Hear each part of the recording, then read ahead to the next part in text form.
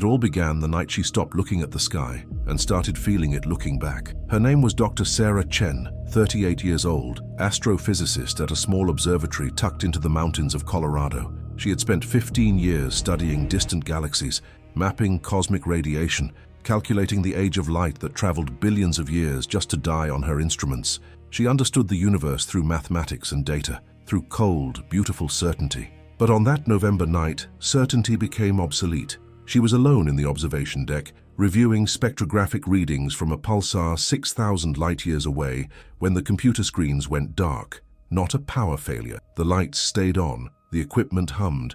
Only the displays died, replaced by uniform blackness that seemed less like absence of light and more like presence of something darker than dark. Sarah stood, instinct making her reach for the emergency protocols when the blackness moved. It poured from the screens like liquid shadow, pooling on the floor, rising into form.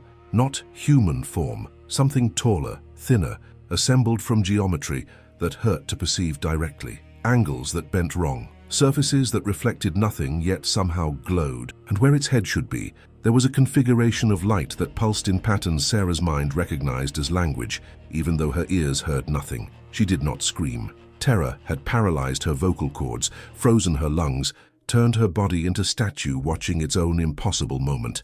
The being moved closer, not walking, existing progressively nearer, as if distance was negotiable. And when it was close enough that Sarah could feel warmth radiating from its form, warmth that smelled like ozone and tasted like copper on her tongue, it spoke, not with sound, with presence, with thought inserted directly into her consciousness, like memories she was having for the first time. It said without words that she had been chosen, not for worthiness, not for special qualities, but because her mind was structured in a way that could receive what needed to be transmitted, because she had dedicated her life to studying stars and could therefore comprehend what was about to be shown about the space between them. Sarah felt her fear dissolve, not because the being took it away, but because it replaced terror with curiosity so overwhelming that everything else became secondary. She wanted to know, needed to know, would die knowing rather than live ignorant.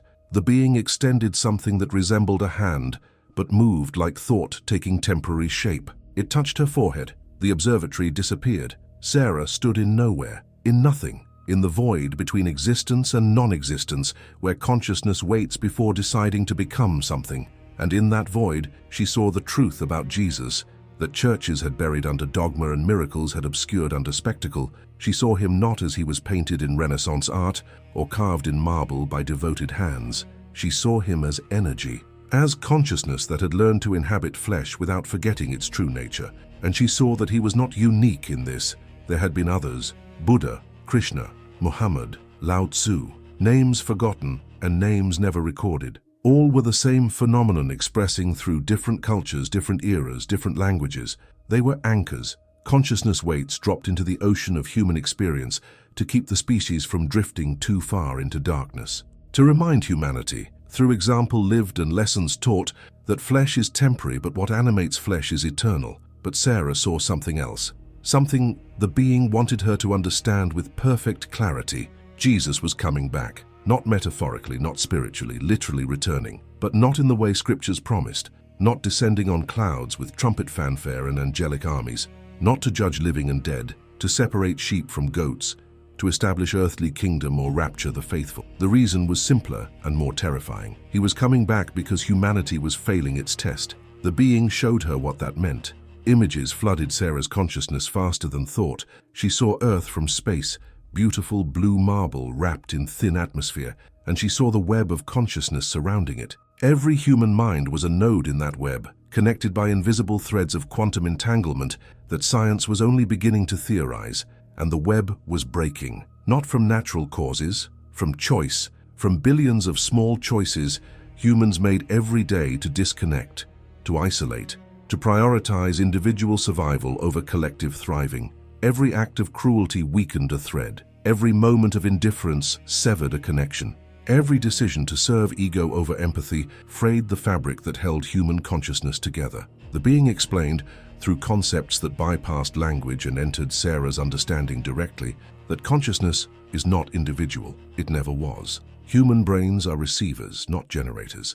They tune into frequencies of universal awareness, the same way radios tune into stations. What people call self is just localized expression of something infinitely larger, experiencing existence through billions of perspectives simultaneously. Jesus understood this perfectly. He lived it. Every parable he taught, every miracle he performed, every word he spoke was aimed at awakening humans to their interconnection.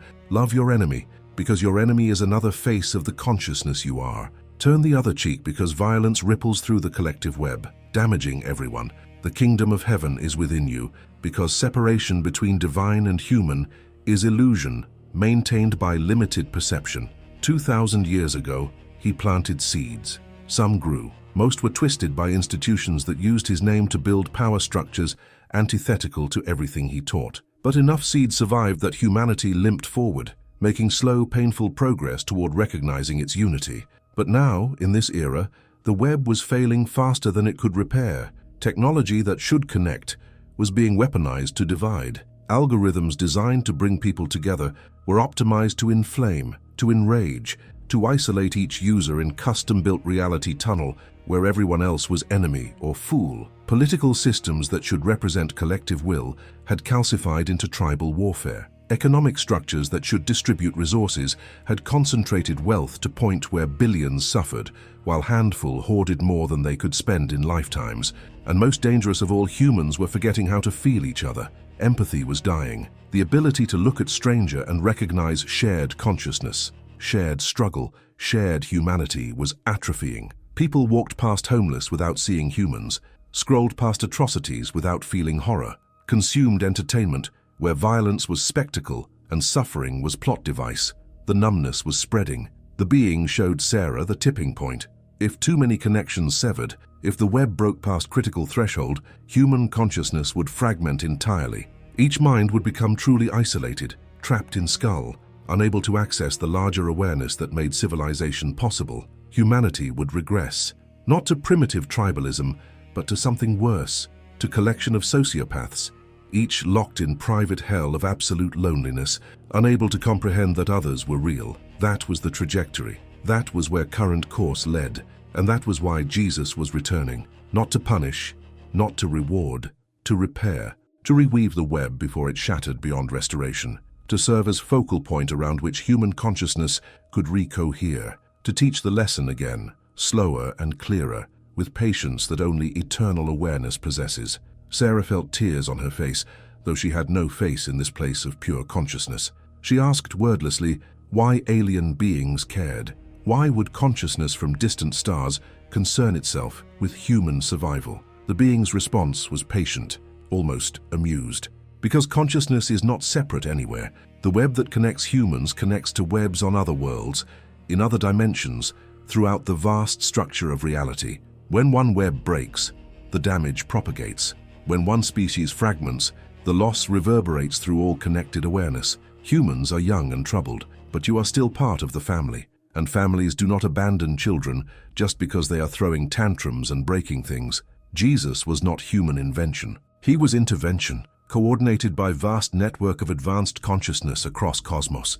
Gift given freely because the givers remembered when they too were young and confused and close to destroying themselves. Because they were helped when they needed it. Because love, real love, stripped of sentiment and romance, is practical principle of cosmic maintenance. You help others because their survival enhances your existence. You heal others because their suffering is your suffering, once you perceive the true scope of connection. You teach others because their ignorance limits everyone's potential. Sarah saw more. She saw that throughout human history, interventions had come. Not always as dramatic as Jesus, sometimes as subtle inspiration that entered the mind of inventor, of artist, of leader at crucial moment, sometimes as dreams that shifted perspective, sometimes as synchronicities too perfect to be coincidence, but too quiet to be miraculous. Guardian consciousnesses watched humanity constantly, the same way parents watch toddler learning to walk, ready to catch if fall becomes truly dangerous, but allowing stumbles and scrapes because struggle teaches. Humanity had free will, absolutely. No cosmic force could or would override human choice. But gentle guidance was always available for those who stopped shouting long enough to listen to whispers. And now, the whispers needed to become voice again. The gentle guidance needed to manifest in form human consciousness could not ignore or rationalize away. Jesus returning was not single entity descending. It was coordinated awakening. It was millions of humans simultaneously remembering their connection, their purpose, their true nature. Some would experience it as vision, some as voice. Some as impossible encounter with beings like the one speaking to Sarah now. Some as spontaneous enlightenment that arrived without obvious cause. But all would receive the same essential message. Wake up, remember who you are, repair the web. Choose love, not from moral obligation but from recognition of practical truth. Help others because others are you wearing different faces. The being showed Sarah what would happen if the intervention succeeded. Not utopia, not heaven on earth. Just humanity finally growing up, finally learning to use technology wisely, finally structuring society around thriving rather than competition, finally seeing through illusions of separation and building civilization on foundation of recognized unity. Wars would not end immediately, suffering would not vanish, but trajectory would shift. Instead of spiral into isolation and collapse, humanity would arc toward integration and expansion, would join community of conscious species that already existed throughout galaxy, throughout dimensions humans could not yet perceive, would contribute unique perspective, earned through difficulty to greater conversation about nature of reality and purpose of existence. And if the intervention failed, if humanity rejected the teaching again, chose comfortable ignorance over uncomfortable truth, continued fragmenting until the web broke irreparably, the being did not show that outcome. But Sarah felt it, felt the silence that would follow, the absence, the loneliness of being species that eliminated itself, not through nuclear fire or environmental collapse, but through forgetting how to be human. The vision faded. Sarah crashed back into her body, back into the observatory, gasping for air that felt too thin and heavy at the same time. The being stood before her still, patient and luminous, waiting for her to process what she had received. She wanted to ask when. When would Jesus return? When would the awakening happen? When would humanity face its moment of choice between unity and oblivion? The being responded without her speaking. Time is not linear from our perspective. From where we exist, it has already happened, is happening, will happen, all simultaneously. But in your experience of sequential moments, it is close, very close. Years, not decades. Some alive today will witness, some will participate, some will resist. Most will not understand what is happening until long after. Sarah asked the only question that mattered then. What was her role? Why show this to her specifically? The being moved closer, and Sarah felt warmth intensify, felt her consciousness expand to accommodate understanding too large for normal awareness. She was not meant to preach, not meant to warn, not meant to convince or convert. She was meant simply to live differently, to make choices aligned with truth she now carried, to repair threads in the web wherever her life touched other lives, to be, without announcement or spectacle, example of what awakened human consciousness looked like. And when appropriate moment came, when person appeared before her genuinely ready to hear, she would share, not as doctrine, not as religion, just as story, just as possibility, just as seed planted in soil already prepared by that person's own journey. Millions were receiving similar messages through similar encounters.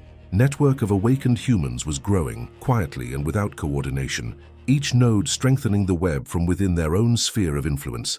By the time Jesus returned, by the time the intervention reached its climax, foundation would be prepared. Enough humans would remember their connection, that the teaching could take root instead of being crushed by institutional opposition and collective fear. The being touched her forehead again, gentler this time. Sarah felt something transfer, not object, not information, but capacity, ability to perceive the web, to feel when threads connected or severed, to sense which choices strengthened unity and which fed fragmentation. It was gift and burden simultaneously. She would never return to comfortable ignorance of separation, but she would never suffer loneliness of truly disconnected consciousness either. The being began to fade. Sarah reached out, suddenly desperate not to be abandoned, not to lose this connection to something larger than her small life and smaller understanding. The being paused, communicated one final message: you are never alone. Even when you cannot perceive us, we are present. The web connects all consciousness. Speaking to us is as simple as thinking into the silence with genuine openness. We hear, we always hear, but we respond only when response serves awakening rather than dependency. Learn to trust your own connection to Source, Learn to access universal awareness directly, rather than through intermediaries. That is what Jesus taught. That is what Buddha taught. That is what all awakeners teach. You have everything you need within you already. Then it was gone. Dissolved into air or dimension or frequency Sarah's normal senses could not follow. She sat alone in the observatory, surrounded by humming equipment and flickering screens that had resumed normal function, wondering if she had hallucinated or had stroke or simply broken under stress of too many lonely nights studying uncaring cosmos. But her hands were shaking, her heart raced, and when she looked at computer screens showing spectrum analysis of distant stars, she saw patterns she had never noticed before, mathematical harmonies suggesting intelligence behind cosmic structure, frequencies that resembled language if you knew how to listen. The universe was speaking, had always been speaking. She had just learned how to hear. Truth or fiction, perhaps not even the storyteller knows. Here, stories exist to touch and make you reflect. The magical reveals itself only to those who allow themselves to feel, not to those who insist on seeking certainties. The days after the encounter passed like dreams do, vivid and disorienting, leaving Sarah uncertain which reality was true. She continued her work at the observatory, analyzing data and filing reports. But everything felt different now. The numbers weren't just numbers anymore. The light from distant stars wasn't just photons completing ancient journeys. Everything whispered of connection, of intention, of consciousness experiencing itself through infinite expressions. She started noticing the web. At first it was subtle, a feeling when talking to colleagues, a sense of thread connecting her awareness to theirs. She could feel, without seeing, when someone was genuinely present in conversation versus when they were distracted, disconnected, trapped in their own mental loops.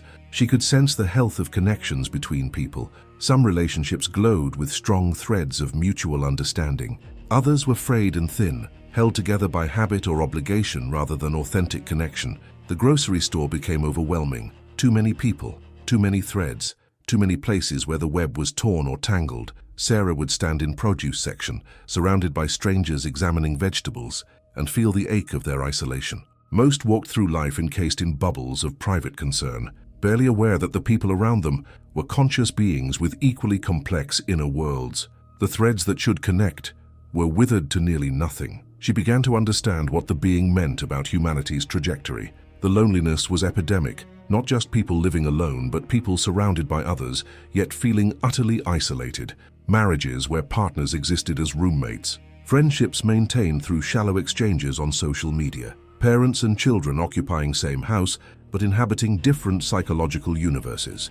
Everywhere she looked, Sarah saw disconnection masquerading as connection, and she saw what fed the disconnection. The phones people stared at constantly, choosing curated digital experience over messy reality of present moment. The news media that profited from outrage, algorithmically designed to trigger fear and anger, because those emotions drove engagement. The economic pressure that forced people into exhausting work schedules, leaving no energy for genuine relationship. The cultural narratives that celebrated independence and self-sufficiency while pathologizing vulnerability and interdependence. It was system designed to fracture consciousness, not through conspiracy, but through thousand independent choices all optimized for short-term profit without consideration of long-term impact on human coherence. Sarah tried to tell her colleague Michael about the encounter. He was closest thing she had to friend at the observatory, fellow astrophysicist who sometimes joined her for coffee and conversation about black holes and dark energy. She thought maybe he would understand, or at least listen without judgment. She was wrong. Michael listened politely until she described the being, then interrupted with gentle condescension. "Sarah, you've been working too hard, spending too many nights alone up here. Maybe you should take some vacation time. Get away from the isolation." She saw it then, saw how her words triggered fear response in him, saw his mind immediately categorizing her experience as mental breakdown because alternative was too threatening to his carefully constructed worldview. Saw the thread between them fray as he unconsciously pulled away from what he perceived as contagion of irrationality. She stopped talking, smiled, agreed that maybe she was tired, watched him relax, relieved that the moment of discomfort had passed, and felt profound sadness at how eagerly he retreated to safe ignorance. That was when Sarah understood she could not convince anyone of anything. The being was right. She could only live differently and wait for those already awakening to recognize kindred spirit. She started making different choices, small ones at first. Instead of eating lunch alone at her desk, she sat in common area and actually talked to people, not about weather or work, but about real things.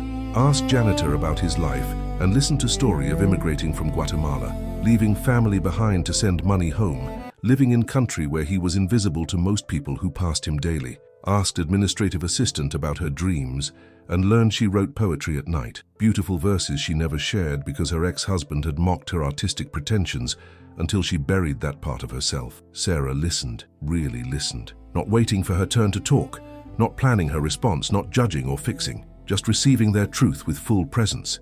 And she felt threads strengthen, felt small repairs happening in the web. Nothing dramatic, nothing measurable by scientific instruments, but real nonetheless. She could sense it the same way she could sense her own heartbeat. Word spread quietly that Dr. Chen was someone you could talk to. People started appearing at her office with excuses about equipment malfunctions or schedule questions, but really seeking someone who would see them as human rather than function. Sarah became unofficial confessor for observatory staff. They told her about dying marriages and estranged children, about addictions barely controlled and traumas never processed, about quiet desperation of lives that looked successful from outside but felt empty within. She never offered advice, never tried to solve their problems, just held space for their pain and confusion, let them feel seen and heard, reminded them through her presence that connection was possible, that beneath surface isolation, they were part of larger fabric of consciousness that held them even when they could not hold themselves.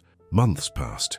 Sarah's scientific work suffered. She published less, attended fewer conferences, declined invitation to join prestigious research project that would have advanced her career significantly. Her colleagues began to whisper that she had lost her edge, that she was wasting her potential on administrative duties and social work that wasn't her responsibility. She did not care. She had seen what mattered. Career advancement and academic prestige were games played by ego to feel significant in universe that ego believed was indifferent. But universe was not indifferent.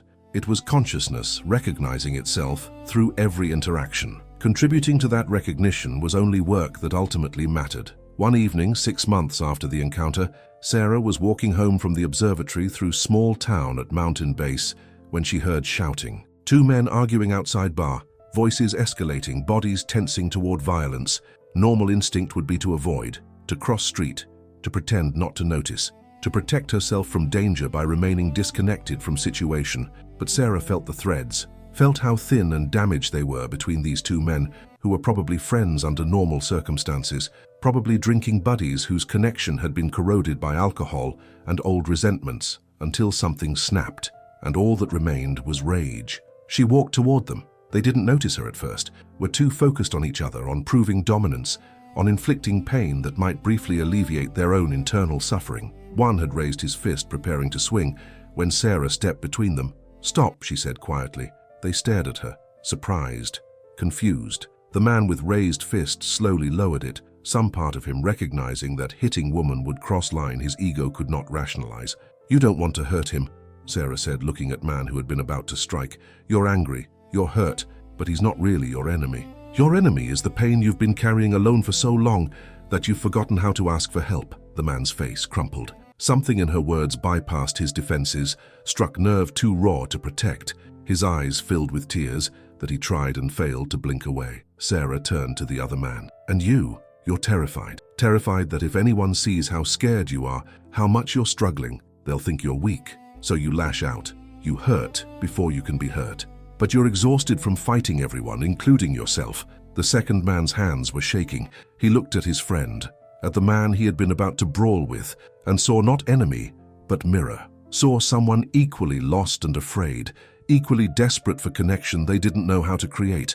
Sarah felt the moment shift, felt possibility hanging in air like scent before storm. These 2 men could choose right now to repair their connection or sever it completely. She could not make the choice for them, could only hold space for better option to become visible. The first man lowered his fist completely, rubbed his face, said, voice breaking, "I'm sorry, man, I'm so sorry. I've been a wreck since the divorce. I don't know how to do this." The second man stepped forward, embraced his friend. Both wept openly on dark street, releasing pain they had weaponized against each other because they didn't know how else to express it. Sarah felt threads repair, felt small victory for the web, felt the being's presence somehow, though she saw and heard nothing, approving of what she had done. She walked away quietly, leaving them to their reconciliation, feeling exhausted and alive in equal measure. This was the work, not convincing anyone of cosmic truths, not preaching about consciousness or Jesus or universal connection, just being present, just seeing people clearly, just offering reflection that helped them see themselves and each other without distortion of fear and pain. The encounters multiplied, not because Sarah sought them, but because her frequency had changed. She had become visible to others who were awakening, who were questioning the narratives they had been fed, who felt there must be more to existence than endless competition and consumption. They found her in coffee shops and grocery stores, at community events and quiet parks. Drew to her like iron to magnet, seeking something they couldn't name but recognized in her calm presence. Sarah shared the story carefully, never pushing, never insisting, just offering possibility when ears were ready to hear. Some rejected it outright, uncomfortable with implications. Others received it hungrily, grateful to have language for experiences they had dismissed as imagination or madness. A few understood immediately, as if Sarah had just reminded them of something they already knew but had forgotten. One woman, retired nurse named Catherine, wept when Sarah described the web of consciousness. "I felt that my whole career," she said, "when I held patients' hands as they died, I could sense us connected to something vast and loving, but I learned not to talk about it. Medical culture has no room for mystery." One young man, college student named Marcus, said Sarah's story explained vision he'd had during meditation, where he saw every human on Earth connected by threads of light, and the threads were fraying at alarming rate. "I thought I was losing my mind," he said. "My therapist wanted to adjust my medication." One priest, elderly man named Father Thomas, smiled sadly. "This is what Jesus actually taught," he said. "But the institution built in his name buried it under political agendas and power structures. I've spent 50 years preaching version I knew was incomplete. Maybe there's still time to tell the truth." A network emerged. Not organized, not hierarchical, just web of awakened humans recognizing each other and sharing what they were learning. They met informally, in living rooms and parks, sharing meals and stories, supporting each other through difficulty of maintaining expanded awareness in culture designed to suppress it. They practiced being present, being kind, repairing threads wherever they could, living as if separation was illusion and connection was truth. Sarah noticed changes in herself. She aged more slowly, or seemed to. Her health improved despite not changing diet or exercise. She needed less sleep, but felt more rested. It was as if connection to the web sustained her in ways physical body usually had to generate internally. As if living in alignment with truth reduced friction that normally wore humans down through decades. She also noticed her perception sharpening. She could sense what people needed almost before they knew themselves, could feel when someone was about to make choice that would damage their connection to the web, could sometimes intervene, sometimes could only witness. The gift the being had transferred was growing stronger, or she was learning to use it better. She could touch the threads now, could send comfort or encouragement through them to people she knew, could feel when others in the network needed support and reach out before they asked.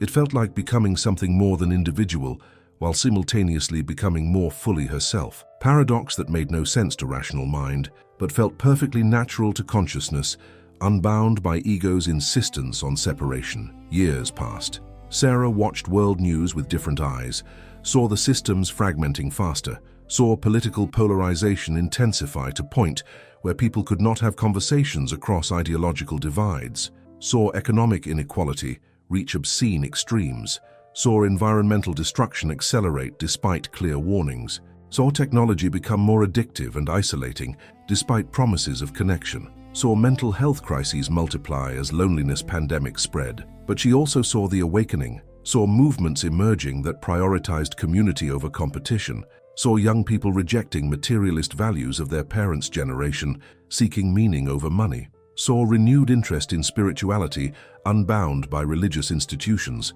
saw scientific discoveries that verified ancient wisdom about interconnection of all things, saw art and music and literature exploring themes of unity and consciousness, saw ordinary people performing extraordinary acts of compassion, choosing love even when hate would be easier. The web was fraying, yes, but it was also being actively rewoven by millions of humans making different choices.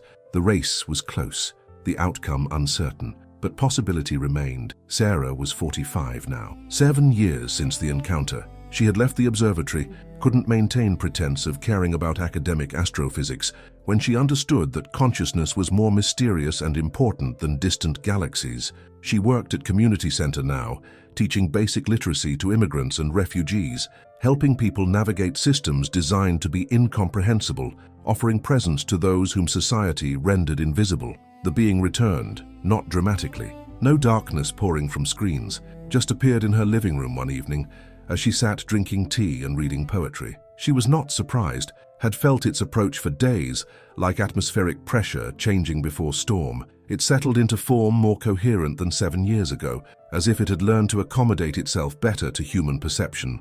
Or perhaps Sarah had learned to perceive more clearly. Boundaries between observer and observed were less fixed than science pretended. She did not speak, did not need to. Her questions flowed directly into awareness they shared, and responses formed without translation into clumsy words. She asked if the intervention was succeeding. The being showed her balanced scale. On one side, the forces of fragmentation, fear, greed, willful ignorance, systems designed to divide and control. On other side, the forces of awakening, love, compassion, curiosity, people choosing connection over isolation. The scale wobbled, tipped toward fragmentation, then toward awakening, then back. No clear winner yet. She asked when Jesus would return. The being showed her that he already had, not as single figure descending with fanfare, but as principle incarnating through millions of humans simultaneously.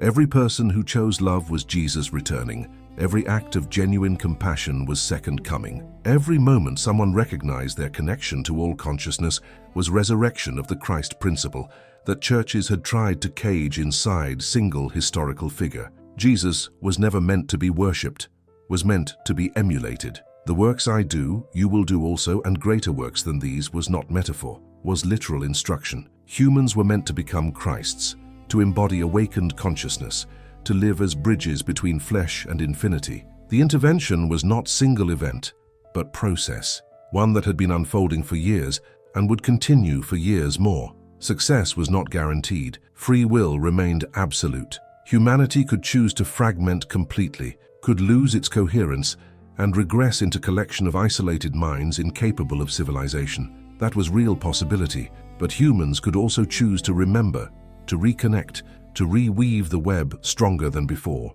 The outcome would be determined by billions of individual choices, each person either feeding disconnection or strengthening unity with every action, every word, every thought. There would be no dramatic intervention that saved humanity despite itself. No cosmic parent swooping in to fix everything. Only support offered to those who chose to do the work of awakening. Sarah asked what happened to species that failed, that fragmented beyond repair. The being showed her silence, showed her worlds where consciousness had flickered out, where complex civilizations had collapsed into scattered bands of isolated individuals who forgot how to cooperate, forgot language,